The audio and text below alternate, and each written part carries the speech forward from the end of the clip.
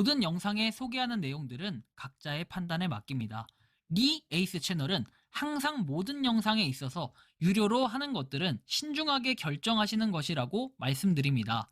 아울러 무료로 하는 것들 역시 각자의 판단으로 선택해서 결정하시는 점이라는 것을 강조드립니다. 안녕하세요, 리 에이스입니다. 자, 여러분들 이번 시간은 파이코인 국내 모더님들의 전달사항 및 주요 내용에 대해서 한번 살펴보도록 하겠습니다. 여러분들은 아무래도 파이코인에 대한 공식 루트를 어디서 이해할 수 있느냐, 어디서 찾아볼 수 있느냐 하면은 뭐 유튜브도 있고 카페도 있고 블로그도 있고 좀 다양할 겁니다.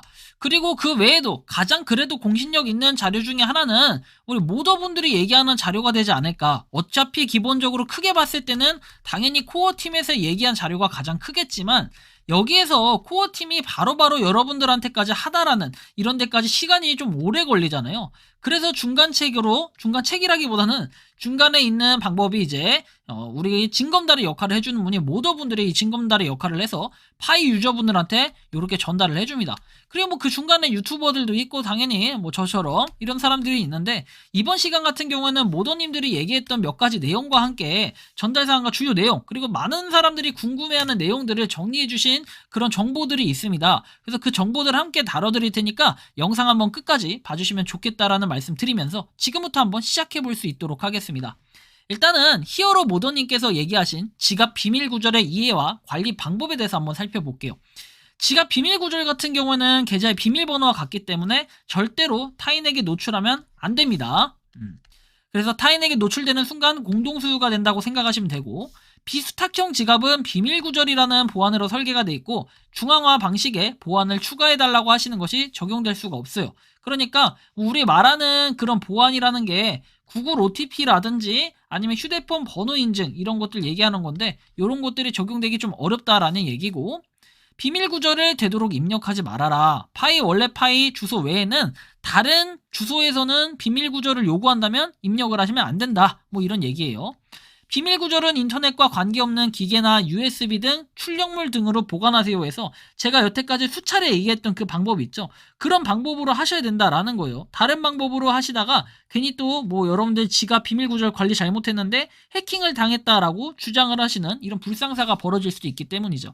많은 분들이 비밀 구절을 사용하는 비수탁형 지갑의 시스템이 생소하다 보니까 이곳저곳에서 문제가 생기고 있고 파이는 여러분의 소중한 자산이며 그것을 지키는 오롯이 여러분들이 개인의 책임이니까 비밀 구절을 잘 관리해라 뭐 이런 내용으로 얘기를 하고 있고요.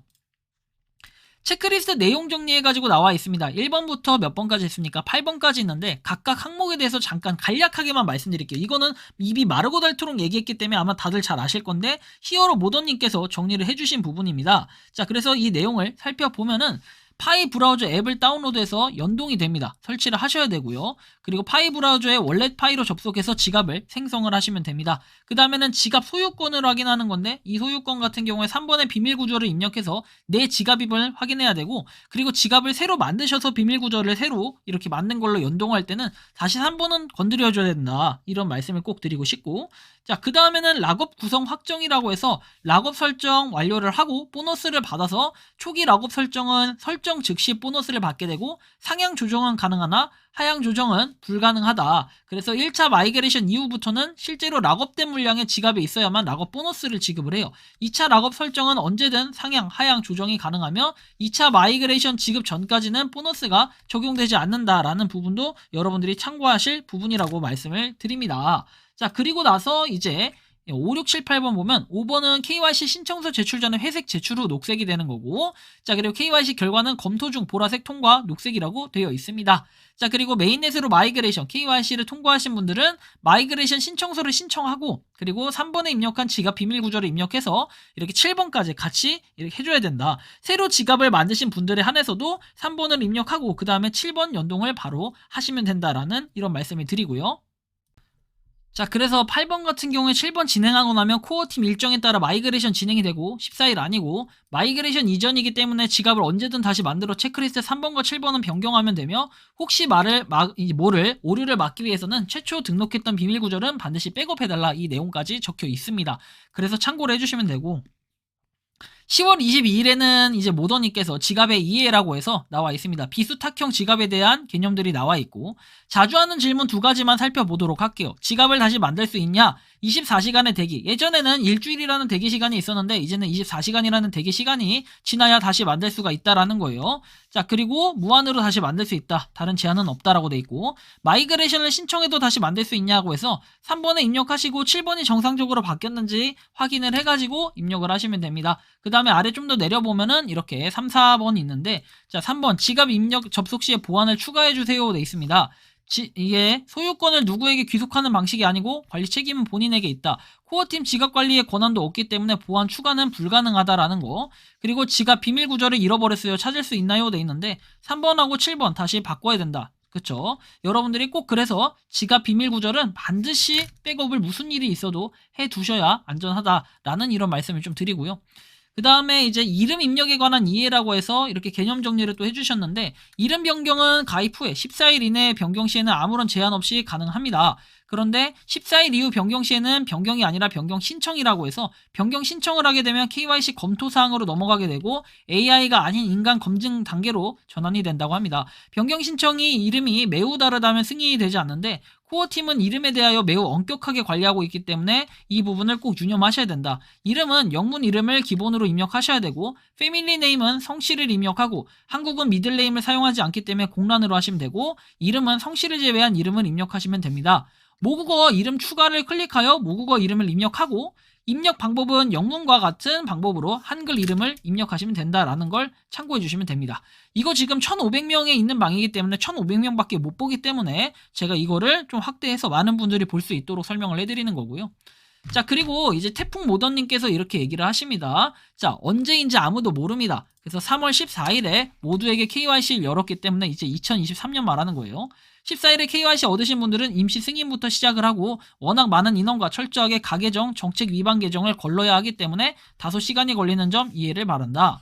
임시 승인은 통과되었지만 계정을 다시 확인하는 겁니다. 그래서 임시 KYC 프로그램을 선택하는 이유는 네트워크의 무결성을 보장하는 동시에 가능한 한 많은 실제 인간의 개척자들이 KYC를 통과할 수 있도록 하는 동시에 가짜 계정과 봇 계정을 포착하고 방지하기 위한 것이라고 하니까 참고로 해주시면 됩니다. 그래서 이렇게 구체적인 추가 확인 단계는 개별 사례에 따라 다를 수 있다라는 거 좀 참고를 해주시면 좋겠다라는 말씀을 드리고, 태풍 모더님께서 말씀을 해주셨습니다. 그 다음에는 파이마마 모더님께서 한 가지 말씀을 드린다고 해서 이렇게 뭐 멘탈을 잡기 위한 뭐 이런 부분이라고 보시면 되는데, 여러분들 좀 중요하게 봐야 될 부분이죠. 자, 보시면 디지털 화폐에서 살아남을 코인, 뭐 메이저 코인 해가지고 2에서 30위는 몇 년의 개발 과정을 거쳤고 아직도 업데이트 개발을 하고 있다. 대부분의 코인들은 파이 네트워크와 생태계보다 적은 것들도 있고, 민코인으로 시작한다고 보시면, 거래소에서 단기적 매도 코인으로 보신다면 나는 기다림을 감내할 수 없는 성격이라면 파이의 가치를 적게 생각하시고 계실 것이고, 쉬운 파이의 가치로 거래를 생각하실 겁니다. 그리고 인내하기 힘들 겁니다. 어설프게 아는 것이 더 무섭다는 옛말이 있죠. 그래서 정보를 모르는 분보다 코인을 어설프게 아는 분들일 것이다. 10,000개 비트코인으로 피자 2판의 거래를 재현하는 주인공이 되실 수도 있다. 기다리세요. 기다리셔야 합니다는 여러분들을 지치게 만드는 단어가 아니라 같이 좋은 결과를 얻기 위한 조언이다 라고 되어 있습니다.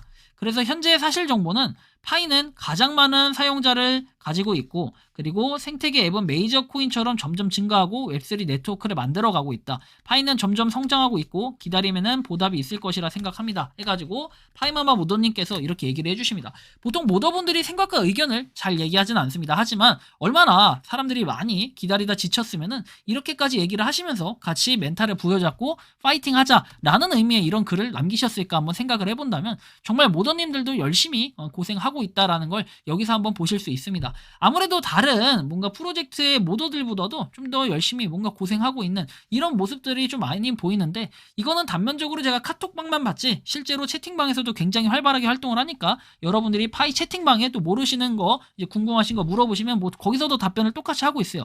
다만 이제 카톡에 우리가 접근성이 좀 편리하니까 카톡에서 많이 물어보시는 분들도 많지만, 여러분들 그래도 제가 중요한 정보나 내용이 있으면 한 번씩 이렇게 유튜브 통해서 전달을 해드리고 있으니까 너무 여러분들 걱정하실 필요 없다라는 말씀까지 드리고, 모두들 다 같이 파이팅 했으면 좋겠다라는 말씀 드리면서 이번 영상은 여기서 마치는 걸로 하겠습니다. 도움이 되셨다면 구독과 좋아요, 알림 설정 부탁드리겠습니다.